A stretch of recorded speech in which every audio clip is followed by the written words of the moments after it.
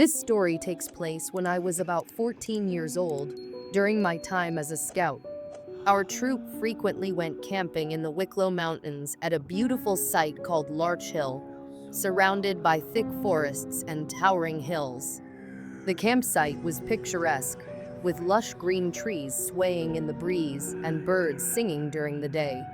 But once the sun dipped below the horizon, the campsite took on a completely different vibe, one that sent chills down my spine.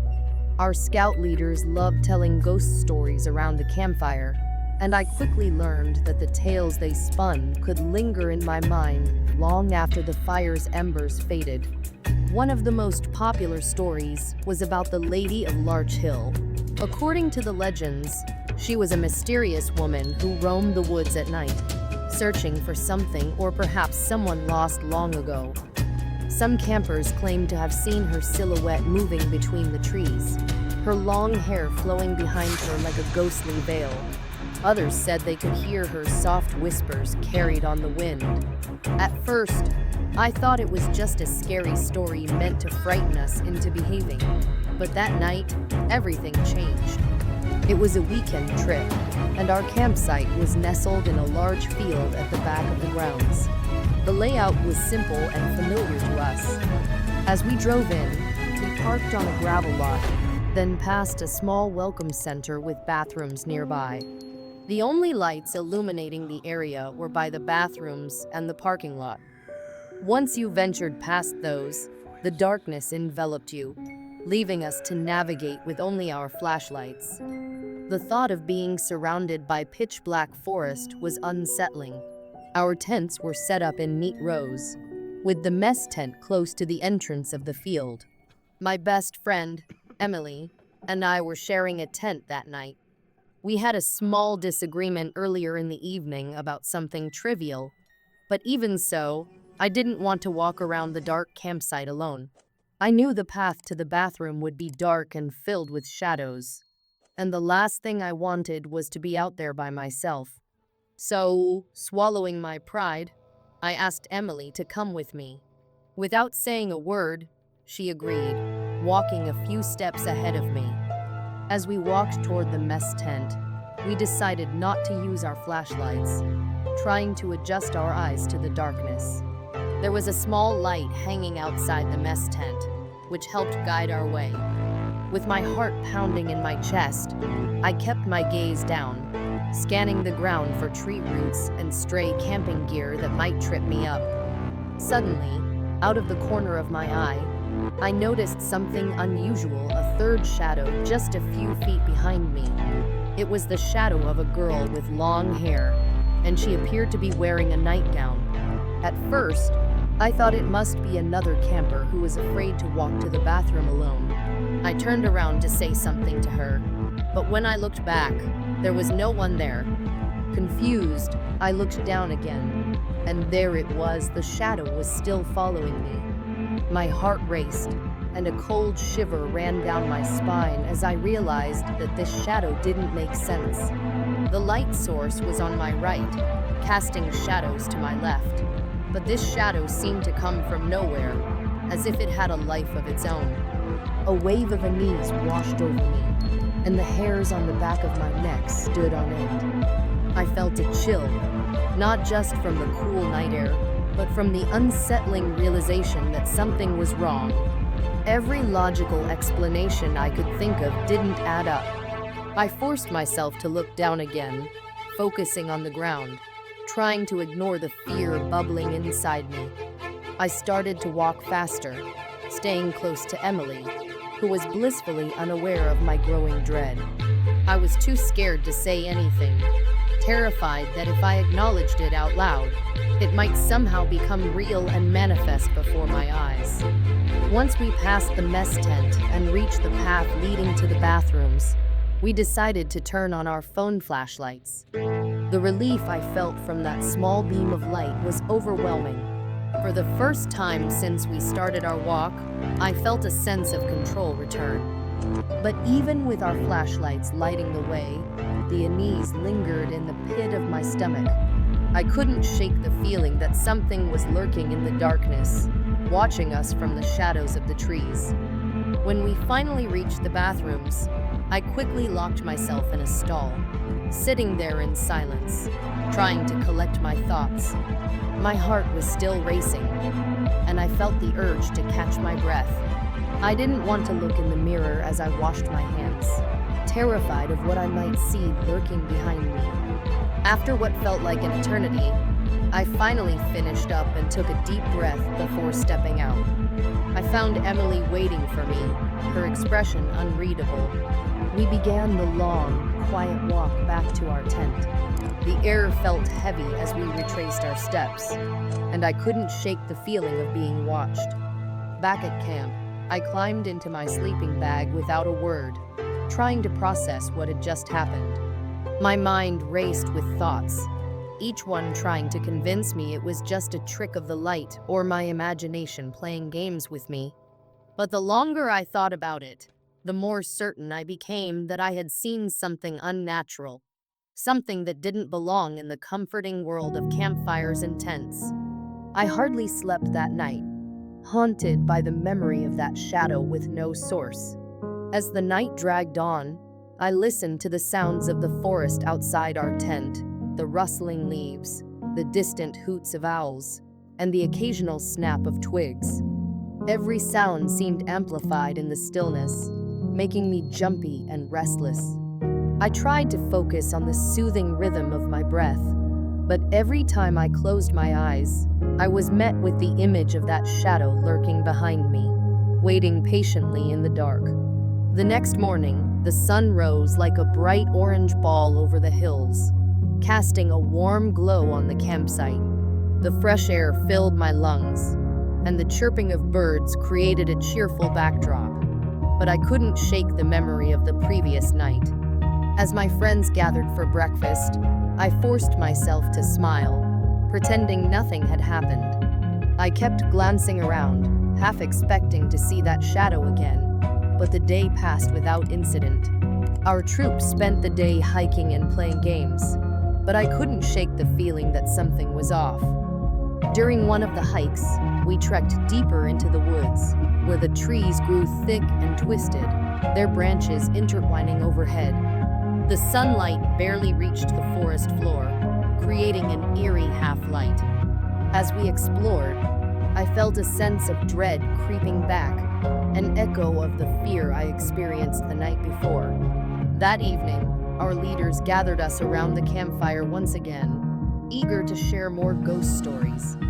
I listened, my heart pounding, as they recounted tales of the Lady of Larch Hill, how she was said to search for her lost child, wandering the woods in endless sorrow. The flames danced in the darkness, casting flickering shadows that made me shiver. I found myself glancing over my shoulder, half expecting to see the shadow I had encountered the night before. I couldn't help but wonder if I had seen the lady herself. After the stories, we roasted marshmallows and laughed, but I felt a strange sense of distance from my friends. I couldn't fully enjoy the evening, knowing what I had experienced. When the campfire died down and everyone started to head to their tents, I hesitated. I didn't want to face the darkness again, but I also didn't want to sleep alone. I turned to Emily, who was yawning and stretching. "Do you want to sleep in my tent again?" I asked, trying to sound casual. She looked at me, surprised. "Sure, but why?" I hesitated, unsure how to explain my fear without sounding silly. I don't want to be alone in the dark," I admitted. She nodded, sensing my unease. We quickly made our way back to my tent, and I felt a bit of comfort being close to her.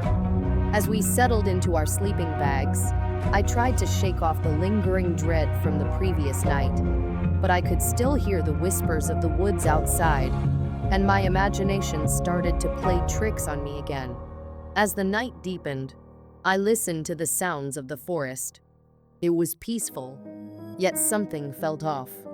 The wind rustled through the trees, and every creak and snap made my heart race. I tried to convince myself that I was being foolish, but the memory of that shadow was too fresh in my mind. Around midnight, I awoke suddenly, jolted from a restless sleep by a soft sound outside the tent.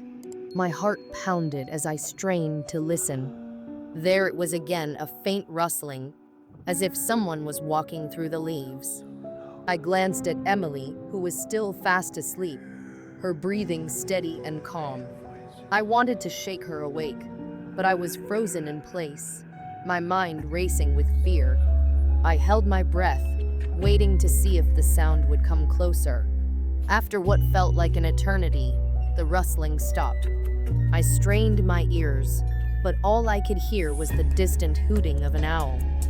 Feeling a mix of relief and disappointment, I tried to relax again, but sleep wouldn't come. I stared at the ceiling of the tent, my mind racing with thoughts of the shadow, the stories, and the feeling of being watched. Suddenly, I heard a soft whisper, barely audible. It was coming from outside. I bolted upright, my heart racing once more. I couldn't make out the words, but the tone was hauntingly sad. It felt like someone was calling out in the night, searching for something or someone. I wanted to scream, to shake Emily awake, but fear held me in place. "What's happening?" I finally whispered, my voice trembling.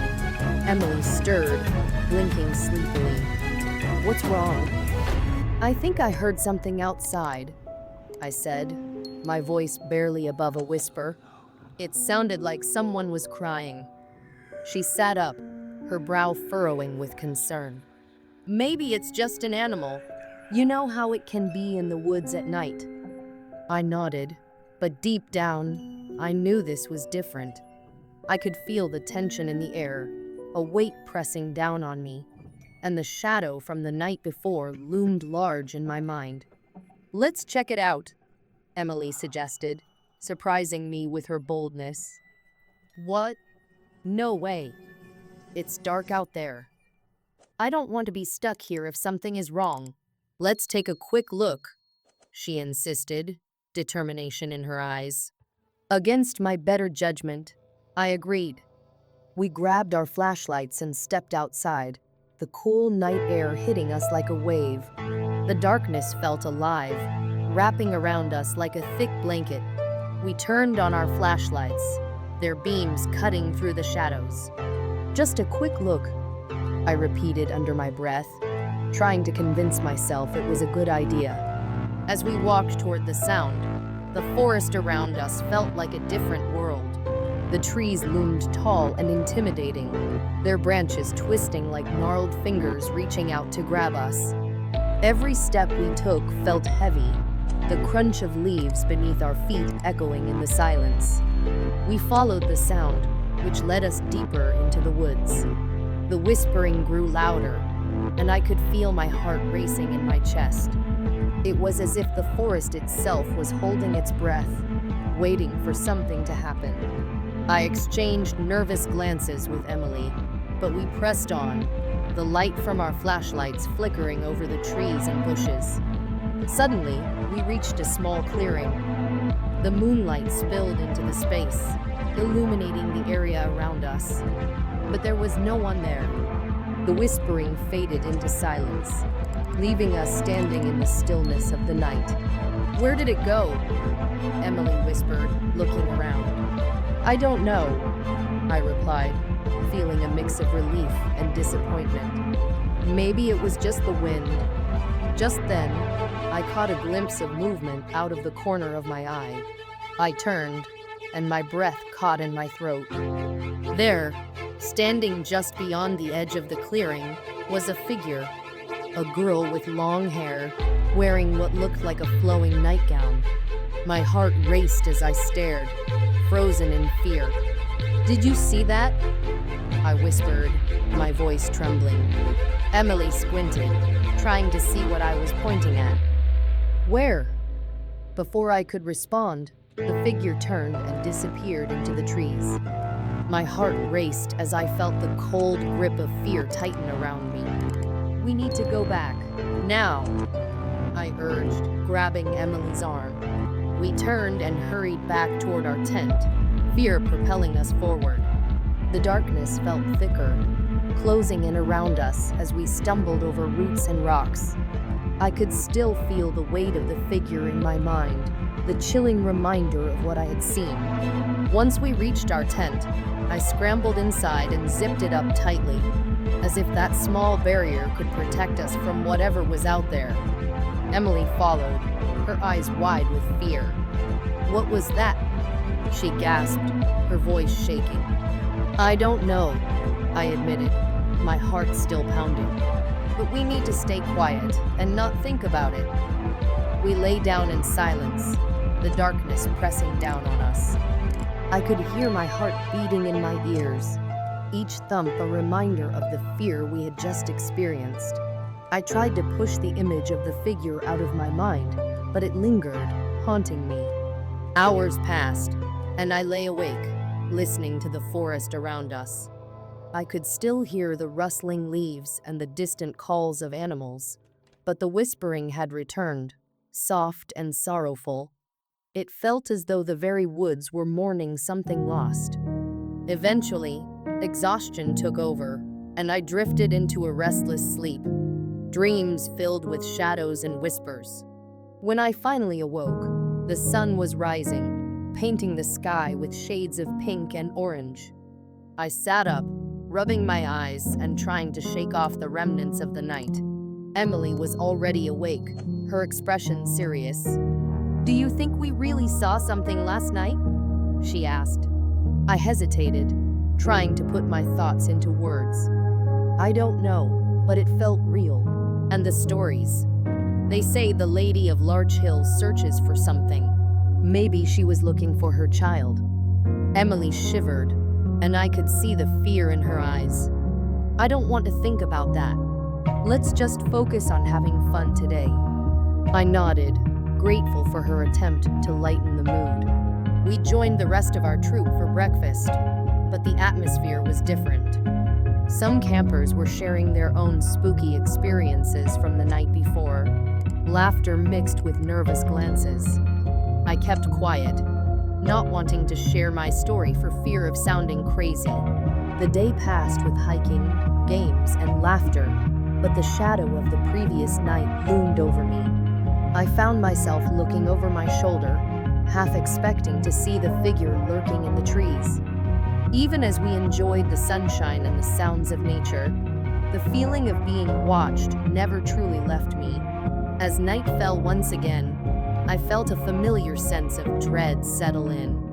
The campfire crackled, and the stories began anew.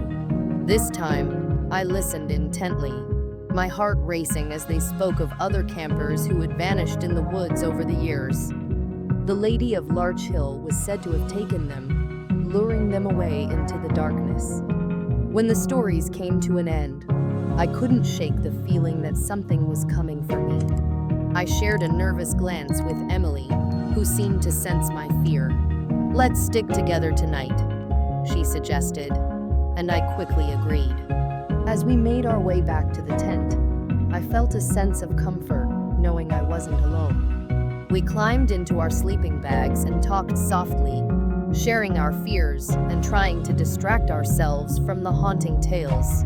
But as the night deepened, the silence enveloped us once more. I lay there, staring at the fabric of the tent, listening to the sounds of the forest. Suddenly, I heard it again, a soft whisper, like a voice carried by the wind. My heart raced, and I could feel the tension in the air, thick and suffocating. "Emily, did you hear that?" I whispered, my voice trembling. "Shla," she replied, holding her breath. "I think it's just the wind." But I knew it wasn't. The whisper grew louder, and I could make out a few words. "Help me, please." It sounded like a cry for help, and my heart sank. Without thinking, I unzipped the tent and peeked outside. The moon was full, casting an eerie light over the campsite. I scanned the area, but everything looked peaceful and quiet. I felt a pull, an urge to step out into the darkness. "Don't go out there," Emily hissed, grabbing my arm. "I have to see." I insisted, and before I could think twice, I stepped out of the tent. As I moved toward the sound, I felt a strange mix of fear and curiosity. The whisper grew stronger, guiding me deeper into the woods. Emily hesitated at the edge of the tent, her eyes wide with concern. But I pressed on, my heart racing. The trees towered above me, their branches swaying gently in the night breeze. I could hear the whispering now, clearer than before. "Help me, please." It was so soft, so sad, pulling at my heartstrings. I felt a strange connection, as if someone truly needed me. I followed the sound, my flashlight illuminating the path ahead. With every step, the air grew colder, and a sense of dread washed over me. But I couldn't turn back now. I had to know what was happening. Suddenly, I stumbled into a small clearing, and my breath caught in my throat. There, standing before me, was the figure of the girl from my dreams.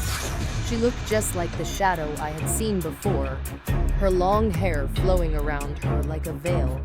She wore a tattered nightgown that fluttered in the winds. "Who are you?" I asked, my voice trembling. "Please," she whispered, her voice haunting and soft. "I need your help." My heart raced as I stepped closer, drawn in by her sorrowful gaze. "What do you need?" I asked, my curiosity overpowering my fear.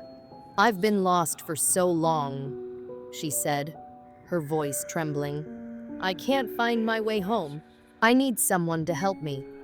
I felt a shiver run down my spine, and part of me wanted to run back to the safety of my tent. But another part of me felt compelled to help her.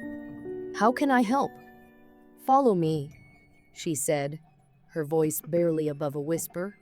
Against my better judgment, I stepped closer. But as I did, the darkness around us thickened. The shadows grew deeper, wrapping around me like a cold embrace. I hesitated, sensing that something wasn't right. "Wait!" I called out, but it was too late. The darkness closed in around me, and I felt a strange pull, as if the shadows were trying to swallow me whole.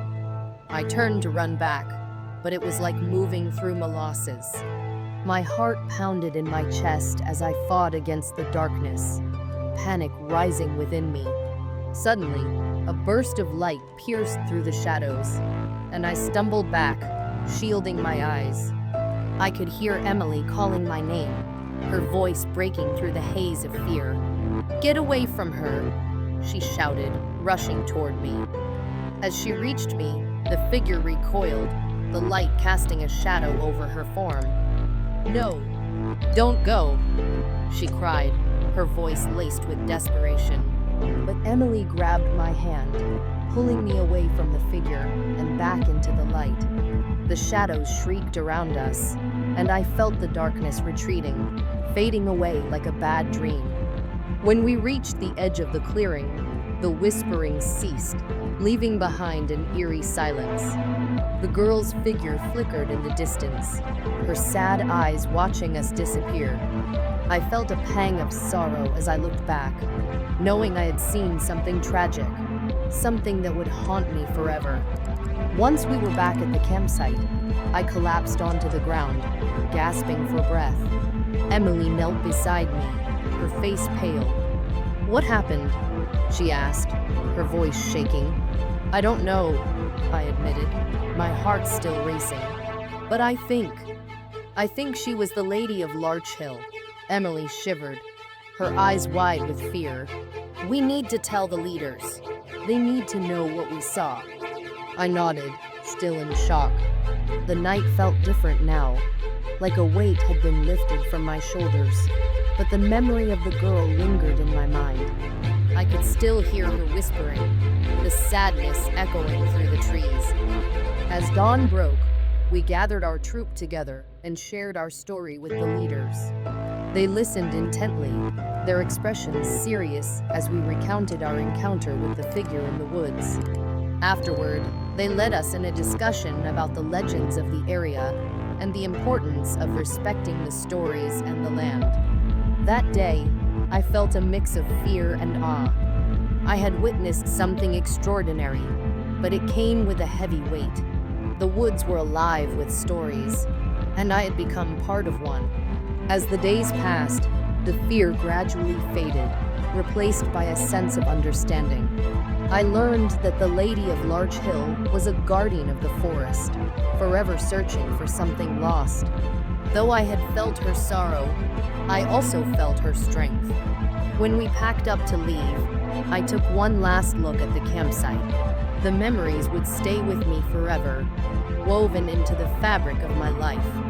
And as I walked away, I could almost hear the whisper of the wind through the trees, carrying with it the echoes of the past and the promise of new adventures to come.